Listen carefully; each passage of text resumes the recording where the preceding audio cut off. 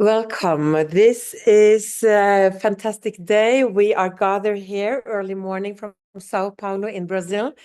As Nordic Circular Hotspot is setting the stage during the third day of World Circular Economy Forum, we really want to go through what we have learned and build the bridges, what this means for our two beautiful regions, the Arctic region, Amazon regions, Nordic and Latin America.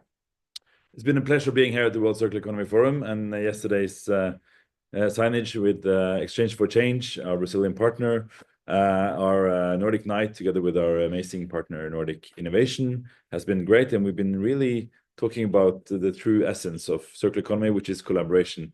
And this is what we were going to talk about today as well. Cross-country, cross-region, collaboration, across the value chains and in the market and for the society. So it's going to be a pleasure to host this session. And we have a beautiful blend in the room, and we have a huge audience around the world. So we have a huge reach out. So this will be a nice 90-minute where we will listen to entrepreneurs from the Arctic to the Latin America. We'll listen to how we work with the systems and also understand maybe what the word of this year would be value chain and natural resources. Yes. So my name is Catherine Barth. I'm Einar Holte. We're managing partners of Nordic Circular Hotspot, and now we will be opening the ball. We'll be guiding you through the journey today, and we're happy to see you here. Very good. So thank you everybody for coming, and it's been a pleasure having everybody here. And we will now talk a little bit about Nordic Circular Hotspot. Nordic Circular Hotspot is a collaborative market transition program in the Nordics, where we are accelerating the transition to a circular economy in the Nordics as our key objective. It's to sustain circular value creation, sustainable value creation, facilitate innovation, and open for collaboration. We have been working for several years, since 2018. This started as a pre-initiative, and now we have been facilitating the partnership over the last 5 years. It's a cross-country, cross-sector, and cross-segment cooperation where everybody is invited to join. It is focusing on the Nordics as a multilateral region with 5 countries, but it is really also connecting to the world and the globe as all the value chains we are dependent on. It has been in a close association with Nordic Innovation, which has been one of our biggest partners, and we're also working aligned with the target to create the most integrated and sustainable region in the world. But it's not a region that stands alone, and it needs to be in collaboration with all the other regions. So we say that the key to sustainability is circularity, and the key to circularity is collaboration. One of our key features this over the time has been to understand how to transition the market itself with circular principles. So we have made a very active partnership program called the Nordic Circular Transition Groups, where we are looking into the different value chains, the different sectors that are enabling the value chains, and the contextual factors that are framing the value creation within the different structures. We've been working with data for circular economy, entrepreneurship and startups, reverse logistics, and are now starting with Nordic circular food systems.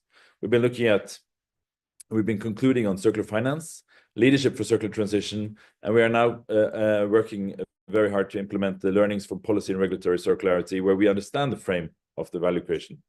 And we are looking forward to continuous other groups. So please attend these.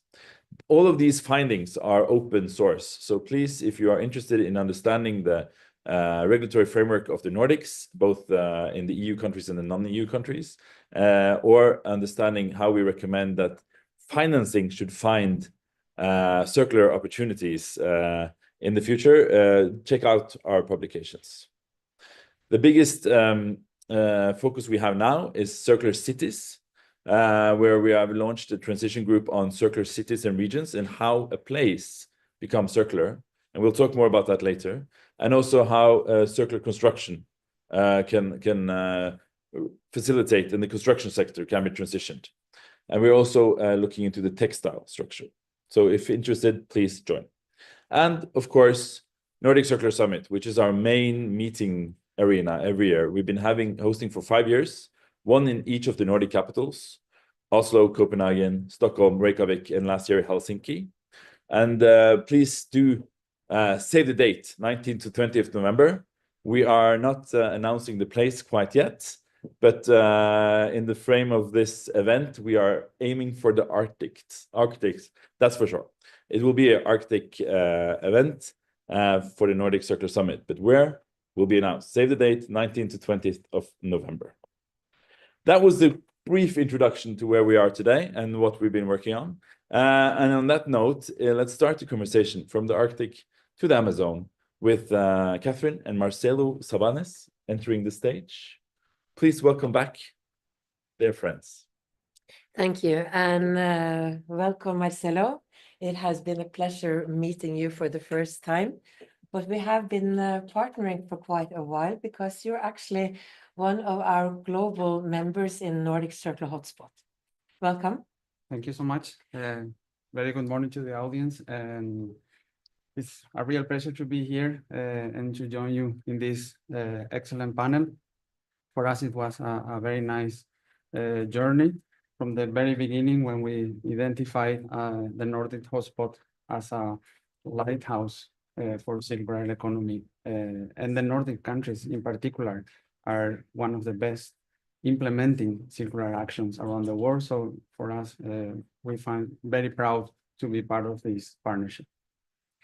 It's very interesting that this is the connecting story. So when we have this fireside chat before we dive into who's doing what and our other prominent guests, it's like we have this time to, we have the opposite impression. We really had to look around the world. We looked in Europe, we tried to learn from what has been performed here and there, and we were very inspired by many of the Latin American and Brazilian initiatives actually going on, which has also empowered the way we really try and test to build a Nordic circular hotspot. So eventually we are then doing what is the economy is global, but the solutions are local. So maybe about this week, from your point of view, what has the key insights been when attending this World Forum where people gather from all over the world, and you come with a Paraguayan hat?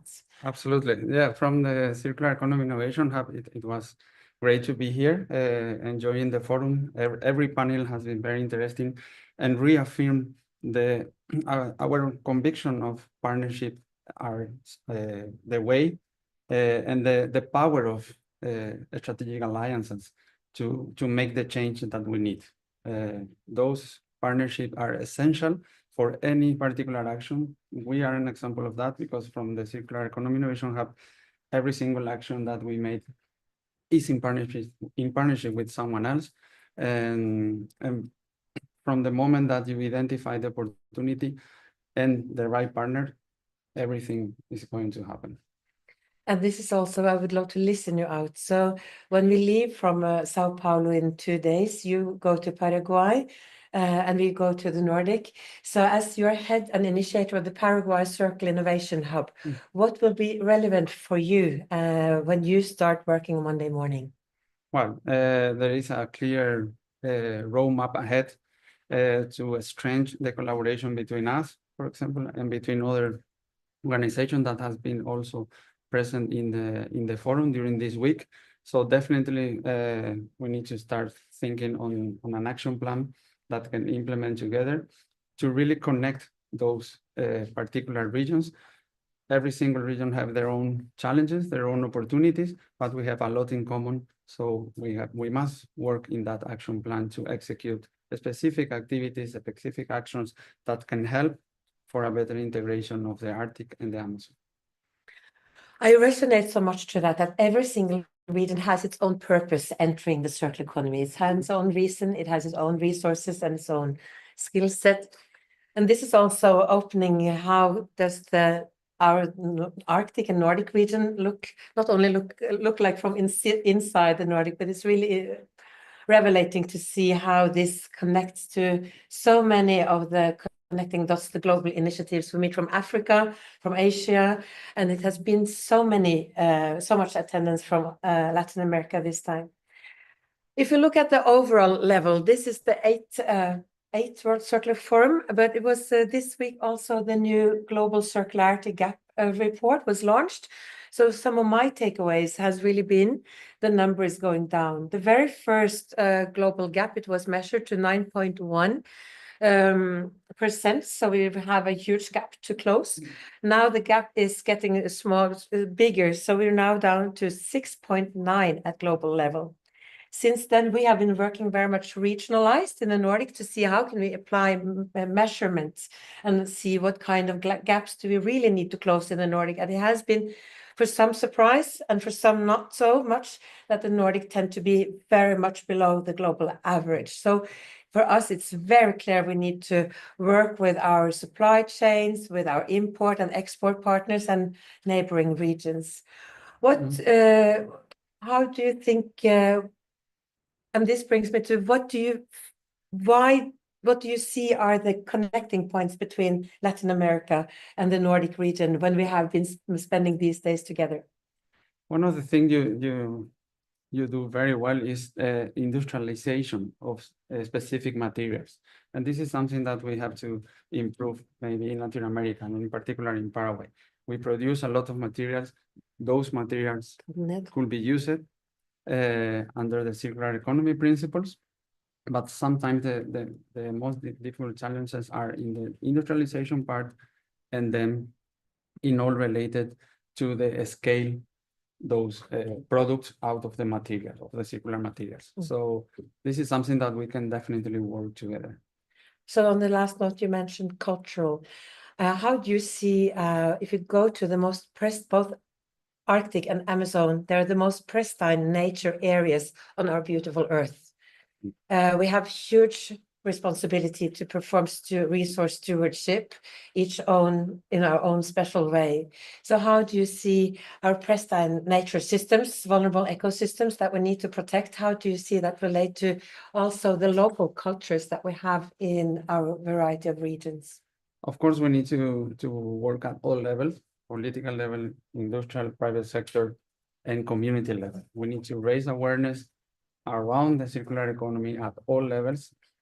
And from that point, when people understand that their action, their daily habits create an impact, they can decide the kind of impact that they are willing to create. So awareness is particularly important, and to transmit all the circular economy benefits to the people at the domestic level. So from that start to the industry, private sector, etc., we can create the change we need.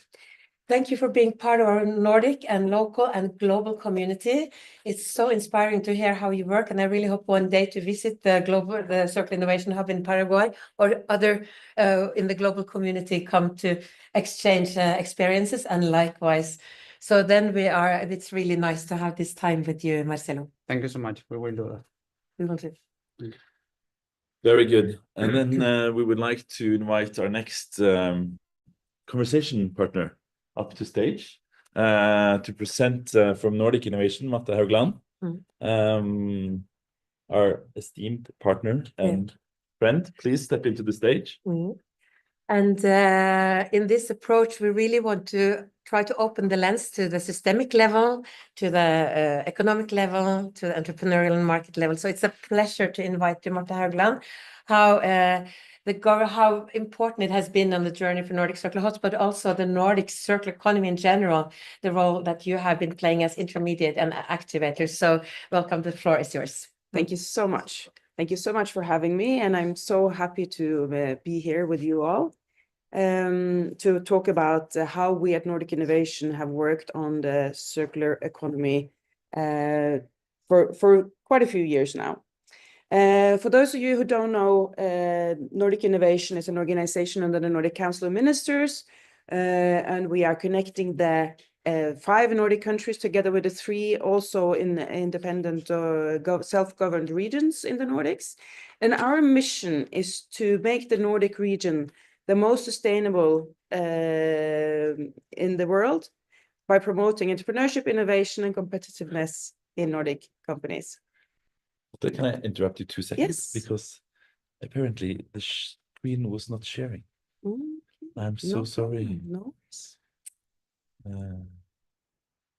Perfect. Maybe now. Yes. Now Excellent. Happy to be here. Now you can see the Nordic flag here. and the different countries in the Nordic region. And we are so our mission is to make the Nordics a pioneering region for sustainable growth by promoting entrepreneurship, innovation, and competitiveness in Nordic businesses. This is, of course, a huge task and very interesting. And what we want to be is really a catalyst for this Nordic future, where we connect people, where we can try to get people to cooperate together, to build some relations, and to really work together to change the Nordic countries from where they are today to a much more sustainable and competitive Nordic future.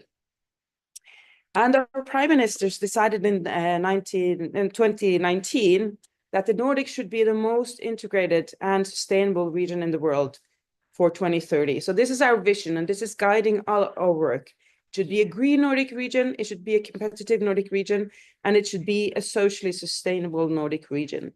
And together we should aim at working on this, and this is what guides us at Nordic Innovation. And of course, we also have the world's development goals that we are also guided by in our work. I wanted to tell you a little bit about the background for the Nordic circular work. We started before this, but if you look at from 2021 to 2024, we had this vision of a green Nordic region by 2030. It should be waste-free, which implies circular business models, and it should be leading in sustainable and circular business models. So this is what the 5 ministers for innovation and business told us to work on. And we had 55 million Danish kroners, which is around $5.5 million US, so not a lot of money. And the program objectives was to circular economy, contributing to reaching the Nordic climate goals, green and responsible business reporting, and building this green Nordic entrepreneurship region. I want to tell you a little bit about the circular transition, because it's very clear that you can't have individual projects. You need to make a plan on how to reach these different goals. And we thought that capacity building for companies is really a way to make them work on circular business models and to make them understand how they can change and how they can innovate in their own business model to really go into more circular business models. So we have built capacity with workshops and on circular business models. We've gone into data sharing for circular design, which is also super important. When you you need to know where your things are, how they're operating, and how you can use the circular design and how the products are really where they are in the value chain to be able to effectively use a circular business models. And then we've also tried to work really hard on getting really fast-track circular changes. For instance, 100% shrimp. There we are working with companies in the Nordics to try to transition the shrimp industry on how you can utilize the whole shrimp, not only what you can eat. And the Nordic Smart City Network, where 18 cities, are going together to work on how they can accelerate the uptake of circular solutions in their cities. If a circular solution has been shown to work in one city, it should be easy to try to implement it, to go to the circular or the public procurement to work on, to implement directly into the new. And then also, the Nordic countries are very small. I didn't mention it, but together we are the 12th largest economy. But for instance, our wool industry is quite small. But if you look at it together, then we can have critical mass to actually do something and not to burn our wool, which is going on today. So that's also where we have a project. So coming at circular economy from very different perspectives. And then building this ecosystem for capital and green entrepreneurs. We've worked on capital. Capital is so important in the circular transition, both on how can more emerging capital or emerging fund managers get the right funds and get circularity and sustainability into their funds from the beginning, from the get-go. And then, of course, the green entrepreneurs, supporting the Nordic Circular Hotspot, which has really members in all the Nordic countries and all over the world who are really working on the circular transition together. Having also the Nordic Circular Summit, showcasing the Nordic achievements, talking about the challenges and really working on it together. And then, of course, also the Nordics can't be circular by themselves. We need a world, and that's why we also supported the World Circular Economy Forum for many years to really be part of that discussion and the debate and dialogue going forward. So this is what we've done, and this is how we try to gather all and as many actors in the Nordics as we can to be part of this circular transition together with us. Just a few numbers. So we've had, in these last years, 330 Nordic companies going through our capacity building. We have projects with 98 partners, and we've built this ecosystem with 15,000 participants. We have helped initiate 22 venture funds, and the Nordic Circular Hotspot and others have worked on this sector transition groups where you really do the transition together with the actors in the industries. So our partners have really done an amazing work in these 4 years, or these 3 years from 21 to 24. Just a few words on where we are now. As we are a political organization, we are also working on new programs for 25 to 27. And we want to make more circular solutions and green solutions reach the market. So new innovative solutions for 2030. But we also have to start building the resilience and the competitiveness for 2050. So what are the solutions? What are the new value chains and the other things that we need to start working on now to be able to scale in 2035, 40, and 2050? And then also internationalization through Nordic growth and capital attraction to the Nordic region. And just for those of you who are interested, we have this project call for project outlines. We will fund a few projects or small projects to develop your project ideas. Deadline is 11th June 2025. Good luck on that. And then thank you so much for me. Thank you so much, Marta. What has been your greatest, I would say, surprise during this year since you onboarded this Nordic endeavor on circularity? How willing people are to cooperate, but also a little bit how difficult it is to cooperate, because we have all these values, trust, we are open, we are very digitalized, but it is still difficult to cooperate, and we need to have this very you need to be very adaptive and dynamic in this work and to be able to cooperate so well together as you. And what is your key inspiration from this week, having been in Sao Paulo with the global communities, that we could take to be more inspired in the Nordic?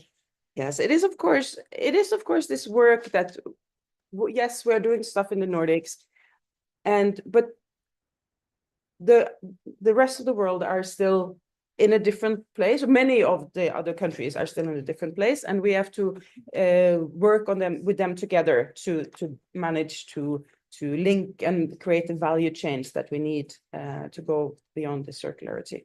And I guess that value chain in the world is the bridge to the next session, because there would be no circular hotspot as it is without the support, because collaboration takes time, takes resources, takes trust. It's not something you just calculate in an equation. No. So we really appreciate the massive support and trust that the Nordic region really can do this together. Yes. Thank you so much, Marta. Thank you. Doing the value chain approach, this invites you, here you're back again, Einar Klippe-Holte. You really, we are really going to take us into the challenge, how we think about the resource productivity, starting with something as everyday item or resource, enjoyment, delight as coffee, but also connecting this to actually the economics of how value chain innovation might really leverage the transition. So Einar, it's a pleasure to learn from you. The word is yours. Thank you. Thank you, Catherine. It is really a joy coming back here to Sao Paulo and look at a real case of global value chains from the Nordic cities of the Nordics, which are in the Arctics, to the coffee farms bordering the Amazon forest here in Brazil. I was here in Sao Paulo 20 years ago to this year as a Cup of Excellence judge, cupping for quality coffees, as I've been working for 20 years in international coffee environment with specialty coffee and direct trade principles and transparency trade principles. And as we talk about with circular economy, it's all about the value chains, and to kind of work practically with global value chains or local value chains and understand the impact of each value link of those on the places that they belong is a very interesting feature. And that is why we wanted to just use the opportunity to take some lessons from the coffee and bio-based value chains and how it affects place economy effects and with circular economy. And it's all really to understand what is value chain dynamics. It's really about the economic consequence of awareness. If you are aware of the effect your consume and usage or your product has on the value chain back to where it is produced and all value links, that is when you start to understand it. And it's more than one supply chain or value chain in the market. It's also the natural effect, the human effect, the societal effect, and the market impact that it gives. So with that, using coffee as a perspective is interesting, because what would the Nordic quality of life be without coffee? It is really the social oil of the Nordic and the Arctic communities. It has been crucial to our societal development, and the coffee culture of the Nordic cities has become an identity and a way of life that is very important. And it is deeply connected to, for instance, here in Sao Paulo in Brazil, where the coffee came to Norway, of where I come from, while the export of dry cod, the bacalhau ingredient, came back. And this has been the structure of the value chain. So it's not only value chains going from this region and up to the Nordics, or Arctic, but it's also opposite. And this is the way the world works. It is natural products processed or treated by humans on site in societies and working with the market dynamic. And this is the beauty of the world in a way, but it's also maybe one of the things we need to address. So back to value chains. It is really important to understand the dynamics of value chains in any business, activity, or transactional structure we do. And with regards to how we interpret value chains, it is really how the commercial factor, the classic economic format of value production in different sets, from the producer to the processing, to the trading, to the coffee production and the roasting, to the coffee trade in the consumer market, and in the end, the consume. From Sao Paulo to Oslo, for instance, or Copenhagen, or Tromsø, or Narvik, or Nuuk. It is a natural product that is being processed through the commercial value chain. But it's also a value chain of identity, value chain of traceability, and understanding the impact in every link which it touches.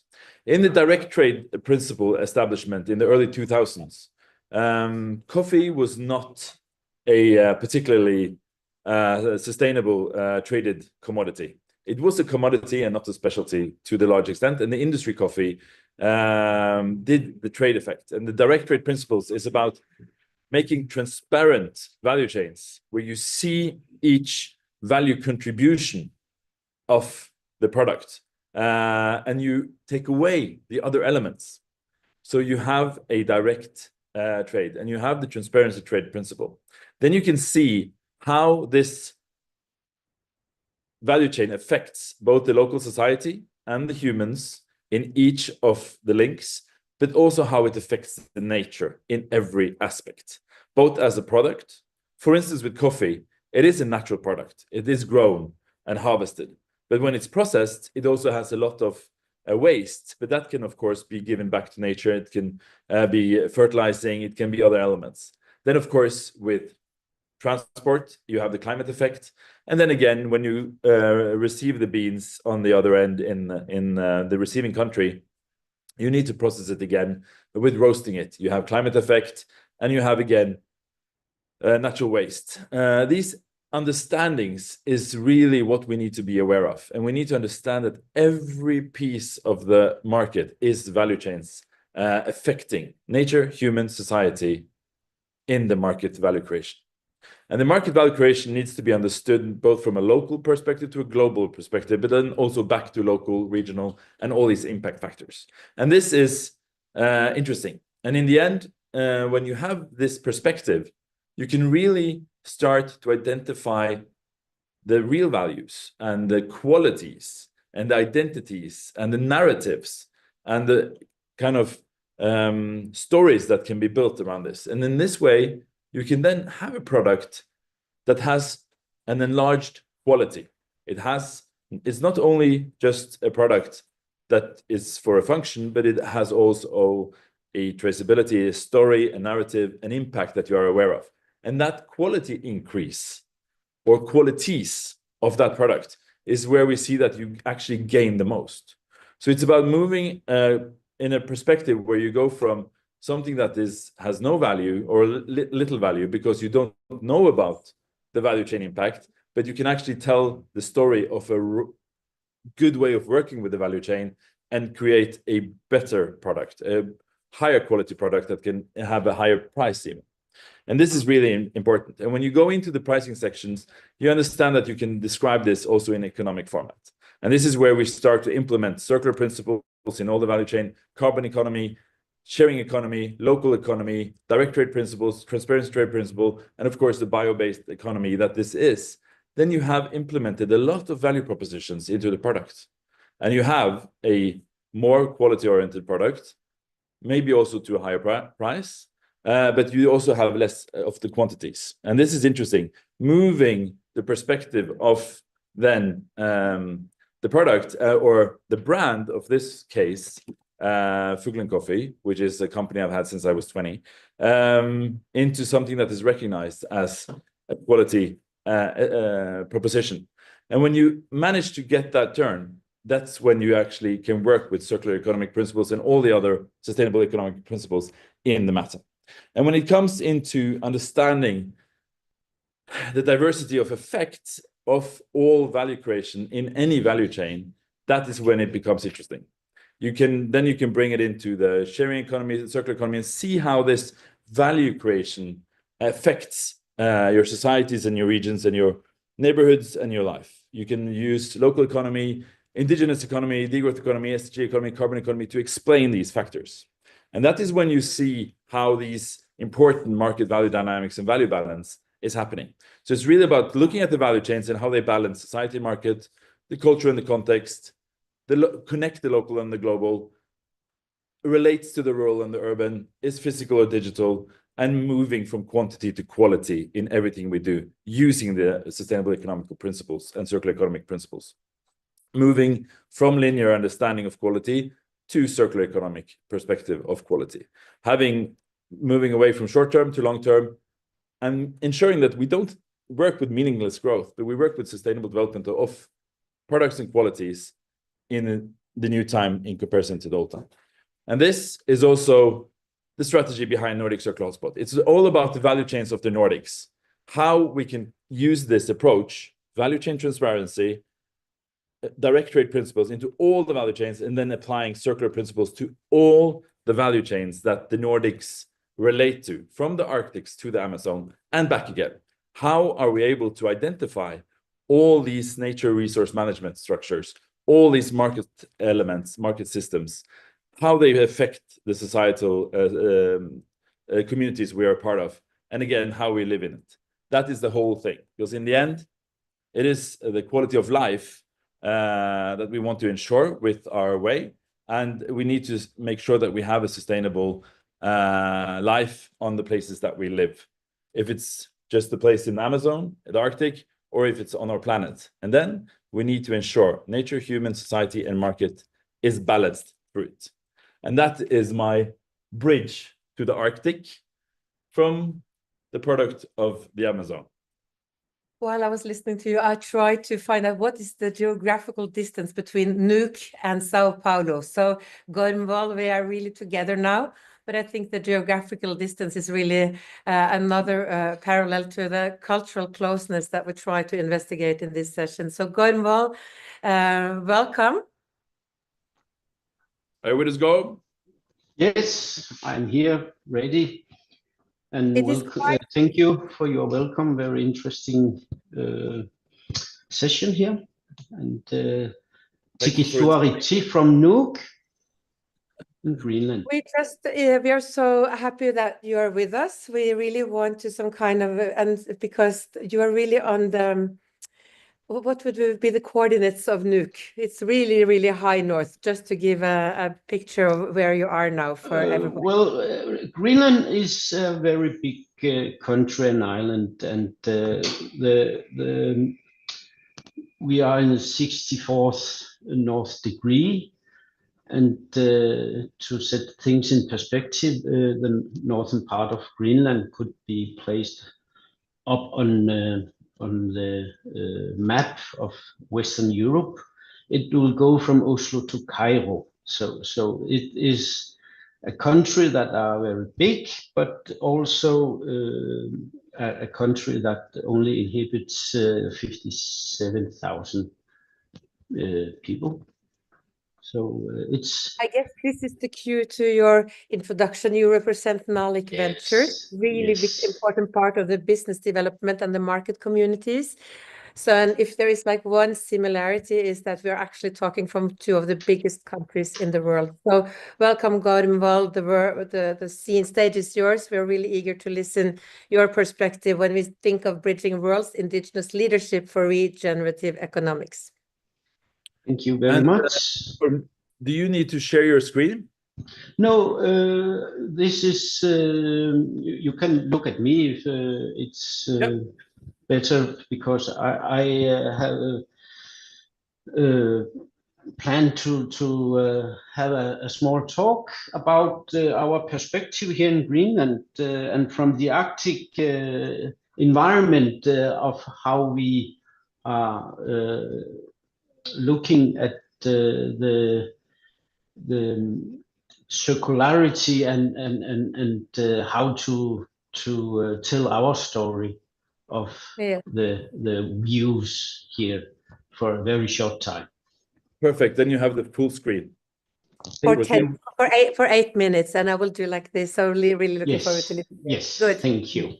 Well, in Greenland and the Arctic communities, we actually are very rural and spread around a very big, harsh environment compared to other countries in the world. So our knowledge and our way of dealing with the challenges we are working with is quite different from many other parts of the world, but nevertheless, we actually has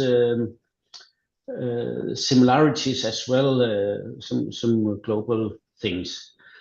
My message today is we have a view on circularity that is very much based on traditional knowledge, built upon thousands of years of our way of being in this world here.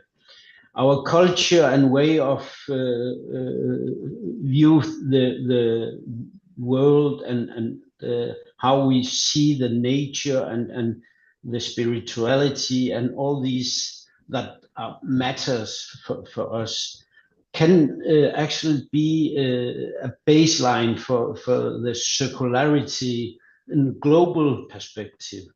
I say that because I believe that everyone here in the world has something to contribute with and are skilled upon those structures they live under.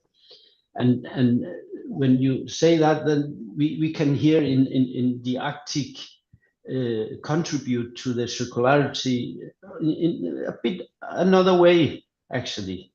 It's because our development here in Greenland as well as the Arctic is not that industrialized as the Western society and other places in the world, and we still have this close connection to the nature. So when we are talking circularity, we actually try sometimes to implement the problem solutions that are ongoing other places in the world, but many times those initiatives are maybe not well placed because we have maybe not developed the problems that the Western societies and other societies have developed yet. That brings me to the actually core of my message today for those works, because in Greenland we have a very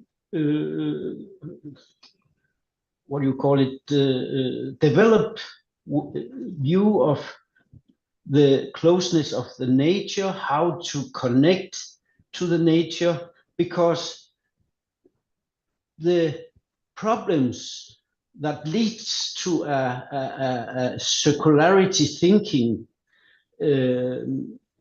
is why we are talking about these topics today.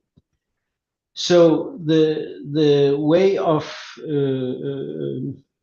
cleaning up or reuse or be able to use more of the things we take from our planet, we haven't been there yet in many senses. We of course have industrialized fishing sectors, prawns and other things, but in many ways we actually still have these close connections that lead us to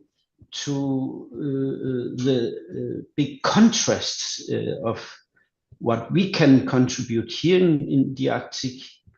We are looking at the globality versus locality. We are looking at economic, industrialized as a contrast to social social view of things, and the task is for us is to how to connect the traditional knowledge to the industrialized and consumer-based society, because we have the link in very close to how we used to do the last thousands of years, and how we have done that actually in a circularity-based life form. It gives us the say that we have the products that are diverse and changing all the time, and the global demands for economy and industrialized economy is based on the same products all the time. So that's a contrast too. So we need to rethink many of those demands, that we actually have to be able to accept products that could be diverse and changing over the time. We create our products in small communities. We create our based on social values, and we have a rural society that is more common than many other places. So our value changes is based on the human, and that when I say human, it's moral and social based human view. That leads me to say, what can the Arctic contribute for the circularity? I think we need to have knowledge transferred to the circularity process in the rest of the world, but that is what we are good at. There are no contradictions to traditional knowledge and science, because many people are thinking that, well, if you can't prove the science, it's no value, but it is actually that. So that's the main message here, is that we are good at those things. We can contribute to the circularity process on those topics.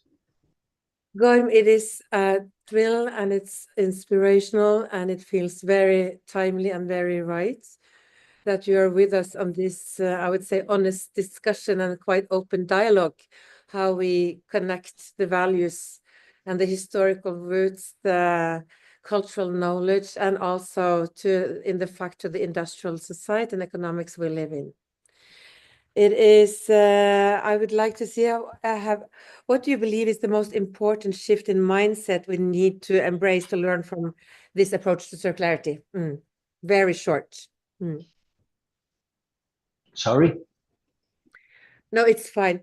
Gorm, I will ask you, can you be with us for this session? And I will bring you back to the last minute. So then I will pick your brain, what we have listened together. Is that fine with you?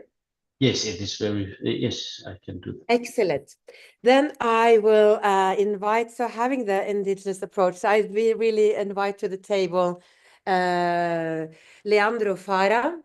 As we are now moving ourselves from the up of Arctic North to Sao Paulo-based entrepreneurship and covering the systems, the economics, we're now so proud to invite Leandro Fara, an entrepreneur working within the textiles. Yeah.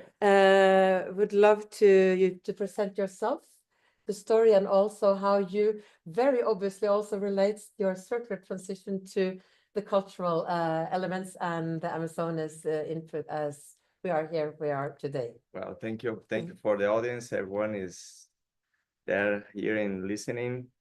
Thank you for the invitation. And well, my name is Leandro. I'm CEO of Feels Good. We have a presentation here. Let me see. Yeah, it's in Portuguese, so sorry for that, but I will explain in English so everyone can understand. Okay. Feels Good is a brand, a textile brand that we launched in 2021. So it's been like four years almost in the market. And the most the most important thing on the business is that we get agro waste and transform into yarns. And then these yarns we transform into fabrics and many kind of fabrics. In our case, we do fashion fabrics to sell the fashion brands. And here we have a timeline. I can shortly explain. My journey is inside my family business that started in 1982 with my father, and then a long time later in 2008 I started in the business, and in 2020 we started this Feels Good journey, this new company. Here I can show you our certifieds. We have B Corp, we have FSC and other important process during the fabrics. And as I was telling you, this is the main goal of our company. We get this agro waste from corn, from banana, from casein milk, from roses. So everything that is wasted and from the main agro business, we collect all these wastes, and in a green way, in a green process, without any synthetic involved, only natural products, natural ingredients. We transform this into yarn, and then from yarn we do our fabrics. We have pineapple, we have eucalyptus, and many other kinds of possibilities. We have sugarcane. We can do from the peels of orange and potato and soya, and many other things we can transform into yarns and then to fabrics. I have here another examples. Here are some clients that we have already worked with. And this is, for me, the most important part, and how this business was created and inspired in economy, in circular economy. Inspired Amazon inspired me a lot. That's a big point for us as well.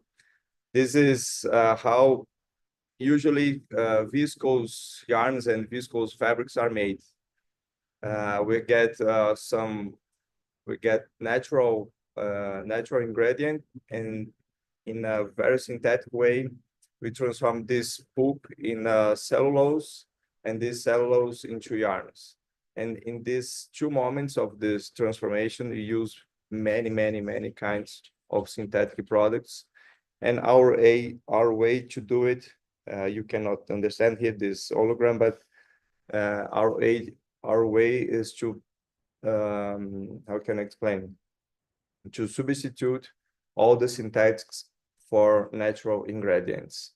So we use silence water, we use soap berry to wash the fabrics to make it softer, and we use many other ingredients.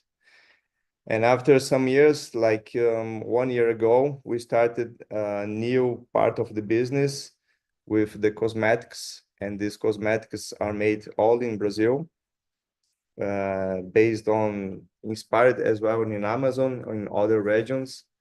And we launched this to the market. This is for the final customers. The fabrics is directly to B2B, only to business, and the cosmetic is directly to the clients, to final customers.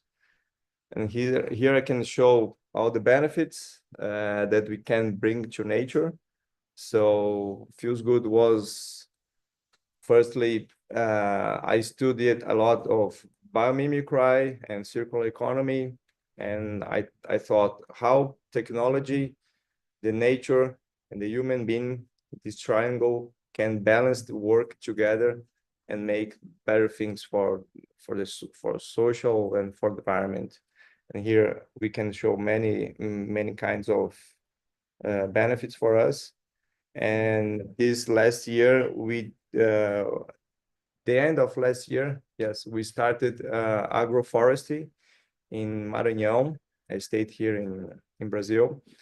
We just planted that to use all the ingredients that we do in our cosmetics came from this agroforestry. And this is a very nice, very important social work we are doing with very poor families in this community, and also regenerating the ground and everything. So we have all this chain connected from the very beginning to the end of the products, that all of the fabrics and the cosmetics are biodegradable because they don't have any synthetic ingredients during the process. So in 90 days, for example, the fabrics go back to the ground. So we can do this circular process at all. And we have this, for us, the most important thing when you get to see how it circulates, it's the meaning of cradle to cradle. So the banana leaves, they born in the nature, they pass through all the process and they go back to his cradle. So that's it. I have this, my contacts and everything. So yeah. It's so inspiring, and it's like seeing is believing, because since I met you first time, I've been bringing the message it's possible to make textile of roses, of milk. No, it's not possible and not possible. So today You actually brought these beautiful textiles here, Yeah. and these are from eucalyptus, and I would love to see how I can make a shirt of this. You brought samples, so here is This the roses. It's corn. really soft and beautiful silk material. this is from corn, so corn waste. This is That- corn, Yeah, this is corn, totally corn. It's very And nice. what has been your approach? How has you been welcomed by the big textile industry on this? Well, the big textile, they see this as very, very innovative. And of course, we always have to balance the costs and the market to sell, to show them. But we have good opportunities since we launched it on the market. And on the Amazing. last note, before we go to the panel, your best tip for entrepreneurs who are really challenging their own, what is your power energy on this? Well, my best tip is when you find the balance between your purpose and your in your pocket, so money. This is for me, like when you find this match, definitely between money and purpose, you just go believe it and just keep going.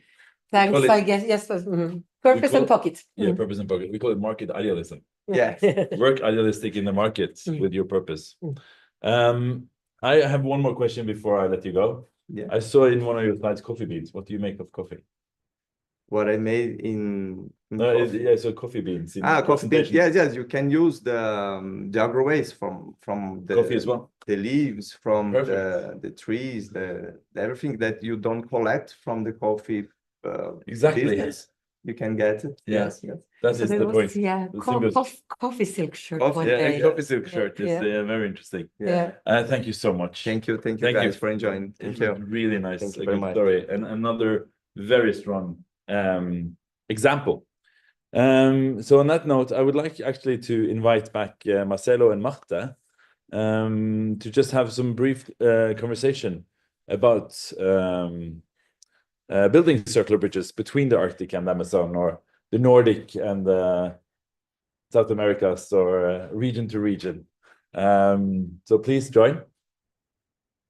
And I will stop sharing the screen so we can look at all of us. You have stopped sharing the screen. Very good. Thank you. So we'll try to find a place in this in this picture. Marcelo, first of all, thank you for joining with the collaboration. How would you say that the informal sector and the collaboration in your region is working, and how are you working with local to global value chain perspectives in your network? Well, it's a real challenge because informal activities are there. Yeah. We are all the time working to find the best combination of solution, because it's not one solution to solve that issue, that problem, but we are working in a combination of things that allow us to help them to be formalized or to formalize the activities, especially the pickets, the recycled pickets, who are 100,000 persons in our case, doing that every single day. So it's something that we take serious, and we are developing different initiatives right now in order to find the right way to solve this. Do you have examples of these initiatives? Is this business innovation? Well, association and collaboration between them, because each of them normally work by their own. Yeah. But collaboration in a formal form of association is one of the way that we are exploring. There are already various associations working with us. So this is one of the examples that I can share, which is active right now. Yeah, very good. And over to the governmental arm, and how do you or do you work with the governmental as well? Absolutely. They are part of the puzzle in order to articulate the different activities and action that we need. Yeah, and this private-public collaboration is very important in the Nordics as well. Yes. And it has been one of our kind of one of our market cultural uniquenesses, that it's very tight closely. Can you say a little bit of how you facilitate for private-public collaboration Yes. in the circular ecosystems? Yes, so we really see the public as a enabler for the private companies and the private actors, and that they can that we should just we should try to intervene where there is a market failure or where there is not a possibility, or where we could move faster. And of course, circularity is a topic that it's for some is the market works well, but for others it doesn't yet. And I think there's still quite a lot of legal aspects that you have to work on. And though we don't do that, of course, other public authorities do that. And we see that also, of course, the public can be a very important market to buy solutions from entrepreneurs, or to, like in your case, then try to facilitate the collaboration between the waste pickers or others. Absolutely. Yes. And how would you, where do you think you can, we're talking about the region to region collaboration, and I think one of the most important values we have is learning values. So what would you say that you could look into, or getting more information on, or learn from what you've seen today, of either from Gorm or from Leandro, or from what is it that you would need more of, you think? Well, I think we need more platforms for that exchange to flow and to be more dynamic. There is a lot of information. You make a lot of studies. You have a lot of study cases, particularly related to specific industries. Most of them, or most of the study cases that you have, can apply or can be replicated in our environment as well. So a platform that facilitates the exchange of knowledge will be very useful. There are some already, but this is one of the ways that I see is clear to amplify the collaboration, to amplify the partnerships between industries or between different sectors directly. Yes. And you, Marta, what being here in Sao Paulo, and what is your biggest learnings, and what can we learn from this region? Oh, I think we can learn a lot. I think, what we just saw from the entrepreneur and what you're doing, that's so much to learn from using nature in products and produce, and going away from fossil fuels and other things that we use a lot in our region. That is really something that we can learn a lot from, I think. And being here in a global discussion is really inspiring, and I think we can really build on that going forward as well. Yeah, because there's these dualities with the circular economy. It's very local, but again, as I also try to emphasize, it is global value chains. So how do we connect these local, sustainable and circular value creation with the global value chains of the global market, and also the global movements of the day? It's very important that we continue this conversation, but how do you think you can contribute to the global perspective?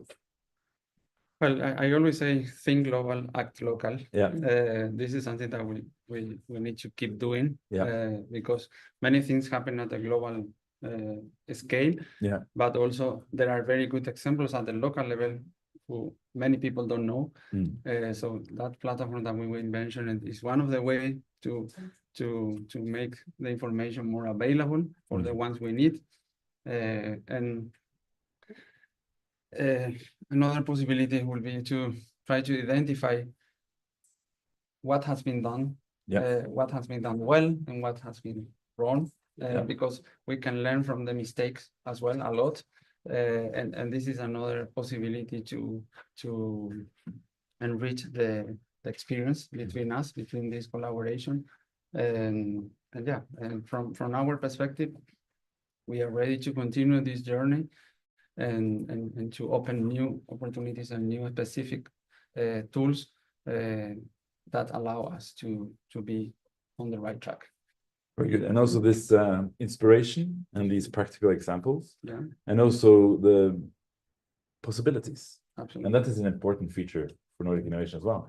Yes. It's not only in the Nordics, but it's also Nordic solutions to the world, and opposite, bringing in Yes. And that is a very important notion. And I think these network to network collaborations, regional to regional collaborations, where you have public or grassroots organizations and you have these networks of competence. Yes. Maybe the most important thing we should share is the inspiring stories, the good examples, and the harsh learnings we have gone through in both collaboration and not at least innovation of new values. So I think it's very important that we continue that conversation, and maybe that is one of the takeouts from this small conversation. Yes. We definitely Absolutely. On our side. Yes.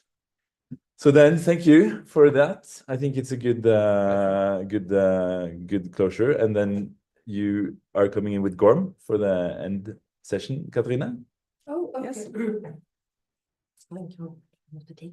Excellent. Vi ska in i sista 5 minuterna. Katrina, inviterer Gorm, det kan vi et kvarter til. Ja. Klokka er jo 5 over. Vi ska på det klockan. Ok, bare kjør videre.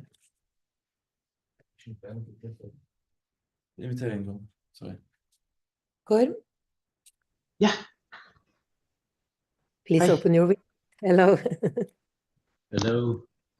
Yeah. So we do have quite a good time now, so we can reflect. So how does it look like? It was very important contribution for you to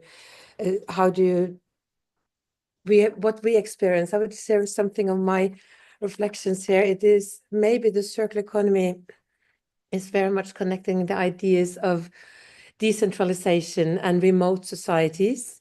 And it's like the power of peripheria. And that has been quite a journey when we start investigating the Nordic circular hotspot connectivity journey. It was a 10-year plan, but first it's like the Nordic didn't know what the Nordic knew. So having these years where we start to get to know each other, share ideas, but also see how relevant Nordic is for the regions abroad the Nordics. Last year, when we and wherever we go in the Nordic, it's very much most of the regions.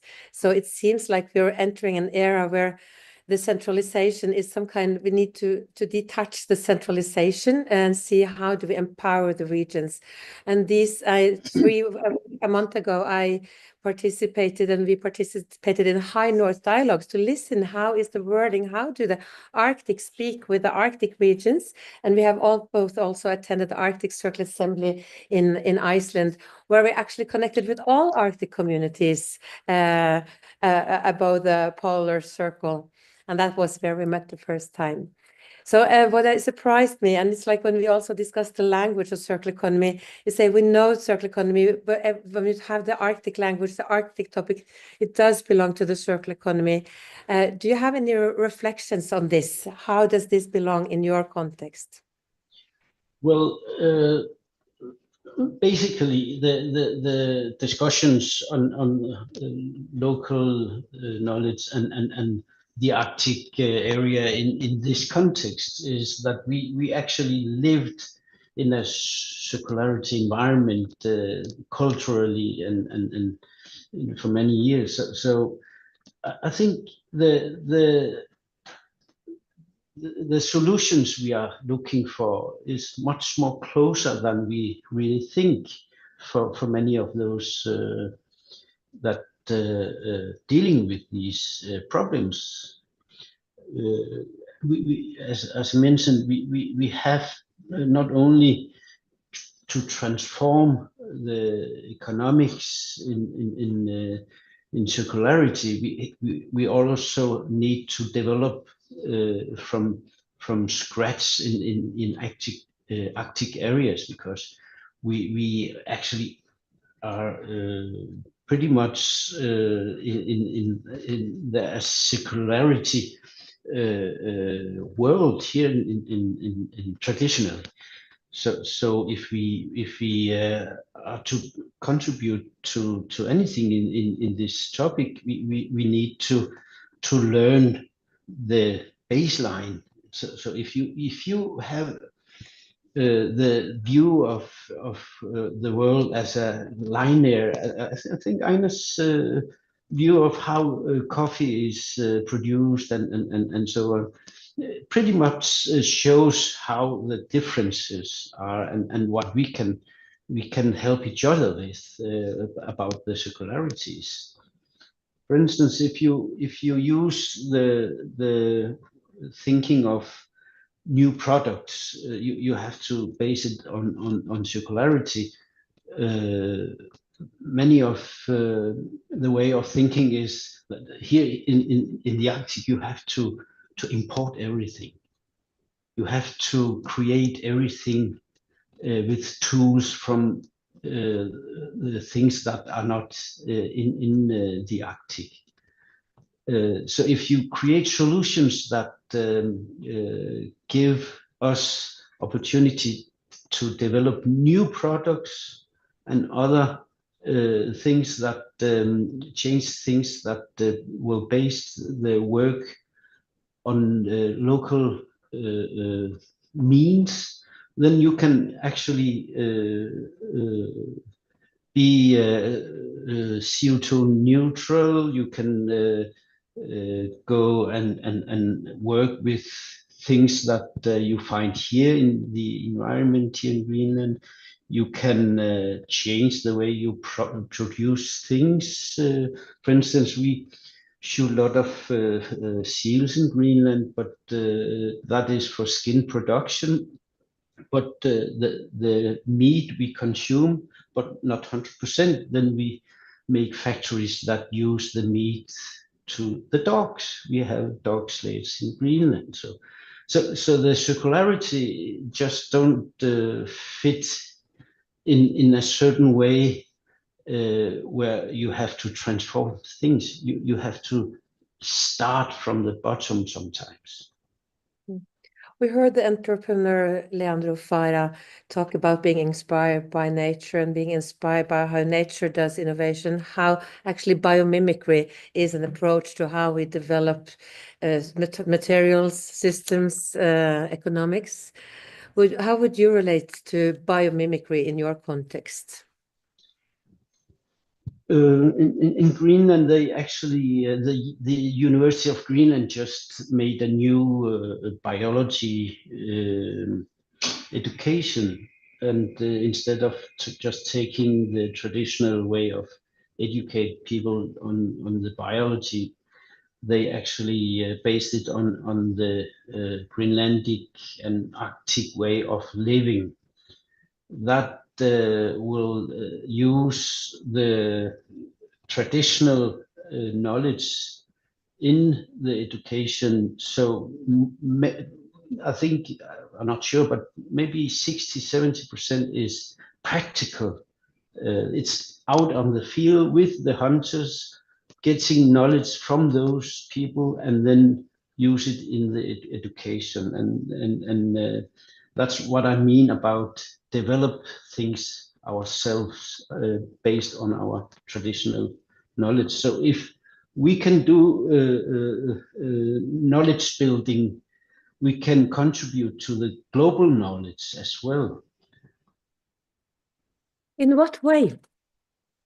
Well, you are problem handling many of these circularity problems. So of course we have to continue to do that, but also we have to change our way of producing things. We have to change our way of seeing things. The reason for us to try to deal with the circularity problem is because our knowledge is not enough. We have the knowledge from a generation back that are based on the circularity. We have the knowledge that has been in Inuit hunting communities for generations, and we need to collect these and tell other cultures in the world that if you based your way of living, way of thinking, way of having your cultural heritage, it will actually lead to another way of dealing with the nature, your production, your way of seeing the world, because things are linked together. This resonates with very much of the continuous, I would say, evolving mindset that we try to tap into when we gather maybe the Nordic Arctic mindset and see how we can build upon that and create a stronger community. This region is together almost 30 million people, and we're so huge and we're living so far apart. So every dialogue with you, Gorm, is really an inspiring session, and you're tapping into knowledge of generations, which maybe can translate it to an economics that nurtures and values lasting and what lasts over time, that lasts over our lifetime. And this is also some of the topics we have tapped into during the summits in Nordic Circular Hotspot. When in Iceland, it was the human factor. It's not only about stewardship of materials, but it's like what kind of human resources do we need to, and that was also very clear for us, the discovery of the indigenous connectivity and maybe missing link. So my last, I know the awareness, sometimes it feels like in the Nordic, we have lots of empathy for indigenous in other regions, but not so very much awareness of the resource stewardship that actually are in the title of this session. You were contributing indigenous leadership for regenerative economics. How do you see, we have on the mainland in Sweden, Finland, and Norway as well, also indigenous cultures. We see how implemented this has been in the dialogue here at the World Circular Economy Forum. I ask you for the last words, your reflections on how indigenous leadership or indigenous cultures together might step up and become visible in this development. Well, you have to acknowledge the fact that we all can contribute to the circularity problems that we are trying to solve and work with. And the reasons before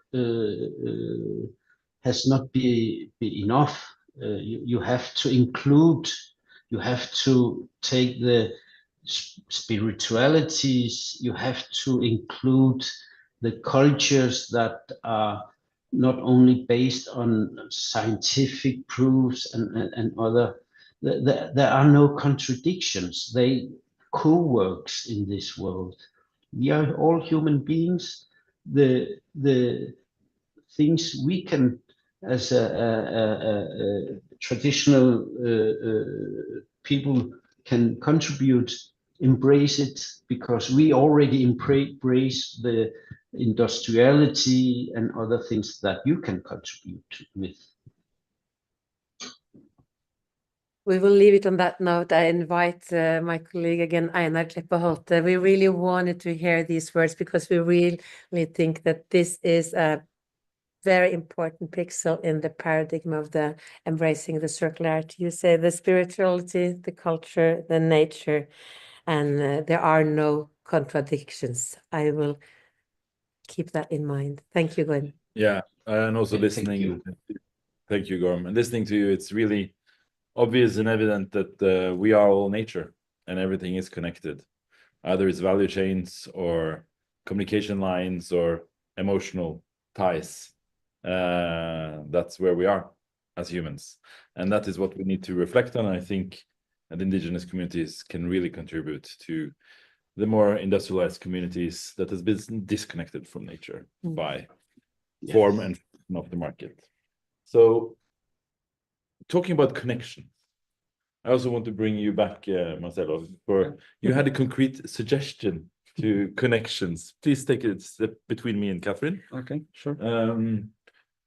Because also sharing knowledge, one of the key human capacities, creativity, knowledge, empathy, but knowledge is key. And you had a suggestion to how we can start bridging these global perspectives. Yeah, we have a lot in common between our circular economy hub and the Nordic circular hotspot. So one of the things that we were discussing with Catherine during the forum is the possibility to have a joint session between a specific or technical aspect related to one of the topics that you are covering, which is the construction industry. We have also a round table related to that topic.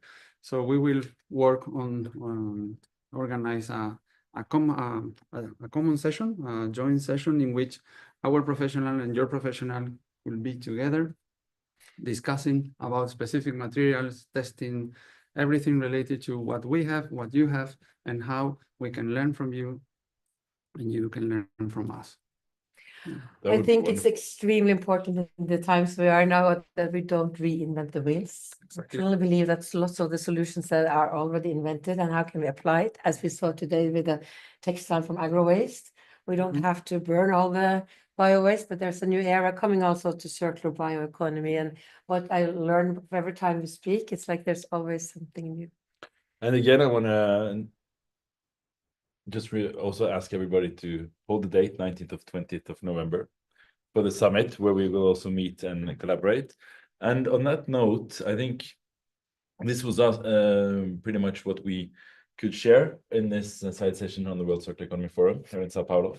It's been an amazing experience to be here and to be back 20 years after for me as well, and also talk about with all these amazing people and you as local. And I would also like to invite Marte and Leandro up for a kind of a group photo for saying goodbye. I don't know if we should even lift this, but we can maybe try to get some place so you can actually get a sense of place and the city behind us. And everybody, if you join me here, and we can say goodbye from the Norwegian consulate and ambassadors that we have actually borrowed the room from.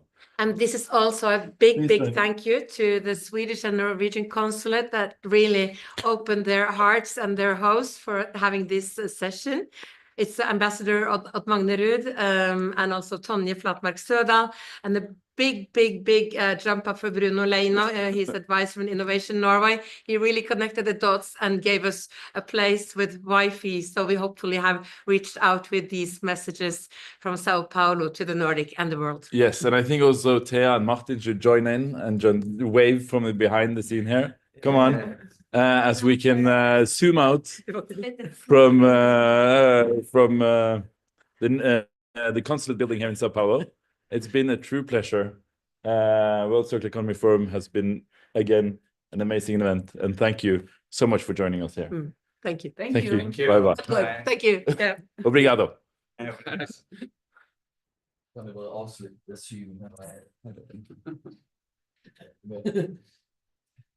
Bye.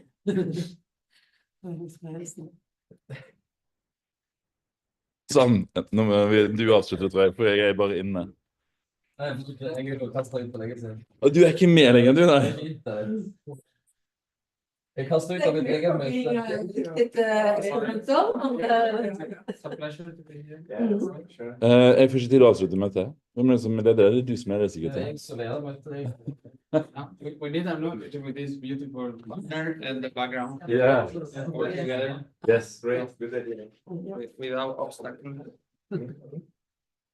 Let's like this, and so cool. I just wanted to show everybody the room. Yeah. It was kind of such a cool room. I mean, like having it plastered up to the wall, but that's fine. Everybody got to see it. It's good. And